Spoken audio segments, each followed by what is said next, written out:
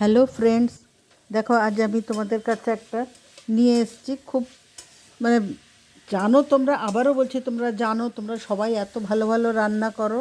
আমি তোমাদের মতন অত পারি না, তবুও চেষ্টা করেছি। তো যখন করছি ভাবলাম তোমাদের সাথে একটু শেয়ার করি। তো এটা চাল কুমড়োর ঘন্ট বানাচ্ছি, একটুখানি ডাল দিয়ে, একটুখানি মানে ছোলার ডাল দিয়ে সেটা বানাচ্ছি।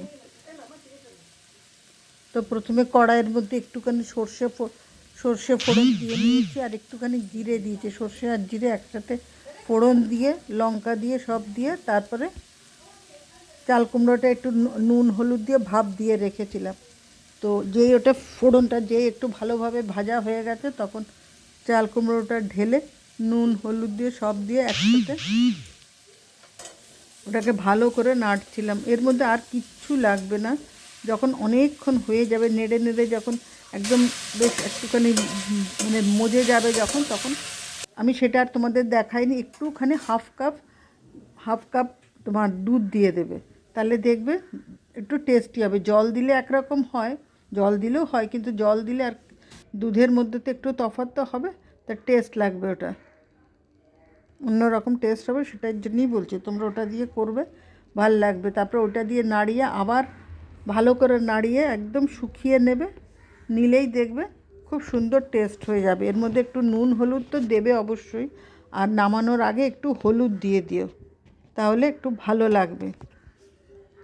মানে যারা মিষ্টি খায়, সরি আমি নুন যদি বলে থাকে তো ভুল, যা হোক মিষ্টি খায় যারা, তারা একটুখানি চিনি দিয়ে দিও। আমার মনে হয় নুনের জায়গায় আমি মিষ্টির জায়গায় বোধহয় নুন বলে দিয়েছি, সরি। নুন তো দিও না, বেশি নুন হয়ে গেলে আবার খেতে পারবে না।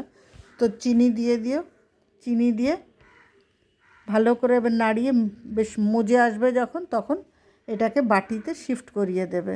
এটা বেশিক্ষণ লাগে না এটা বানাতে, তোমরা একবার বানিয়ে খেয়ে দেখো, আশা রাখছি ভালো লাগবে তোমাদের।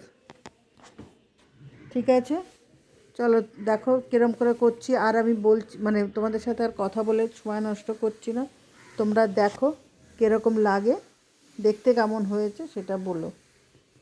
যদি ভালো লাগে তাহলে সবার মধ্যে একটু শেয়ার করে দিও। যদিও এটা সবাই জানে, তবুও লাউয়ের ঘন্ট তো হয়েছে, চাল কুমড়োর ঘন্টটা কীরকম হয় সেটাও খেয়ে দেখো। আমার আশা রাখছি তোমার ভালো লাগবে নিরামিষের দিনে। আর এটা পেঁয়াজ রসুন ছাড়া তো, সেই জন্যই বলছি ভালো লাগবে। এই আমার হয়ে গেছে, এবার আমি এটা বাটির মধ্যে শিফট করিয়ে দিচ্ছি। শিফট করানোর পরে দেখো কেমন হয়, সব তোমরা দেখতে থাকো। যাই হোক, আমরা এবার আসছি, টাটা। তোমরা সবাই ভালো থেকো, সুস্থ থেকো, আর নতুন বন্ধু পুরনো বন্ধু সবাই আমার পাশে থেকো। আমি যদিও অত ভালো সবার মতন অত রান্না করতে পারি না, তবুও চেষ্টা করি যে কীরকম হয়েছে তোমাদের সাথে একটু শেয়ার করে, চেষ্টা করি যে কীরকম হলো তোমরা আমাকে জানাও।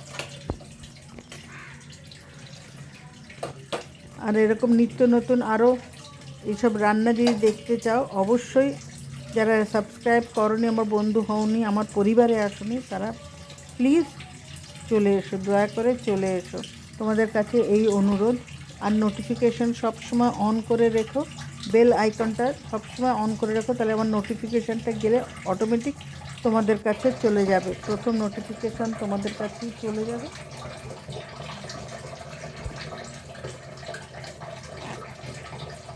আর হয়ে গেলে একটুখানি আমি নারকেল দিয়েছিলাম, সরি আমি নারকেলটা বলতেই ভুলে গেছিলাম গো। এই দেখো কাছ থেকেই দেখাচ্ছি, দেখো একটুখানি নারকেল দিয়েছিলাম।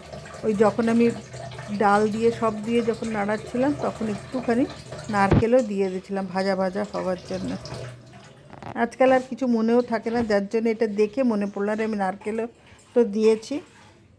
ঠিক আছে, চলো টাটা। আবার তোমাদের সাথে নতুন কোনো রেসিপির সাথে নিয়ে আমি আসবো। চলো টাটা, বাই, গুড নাইট।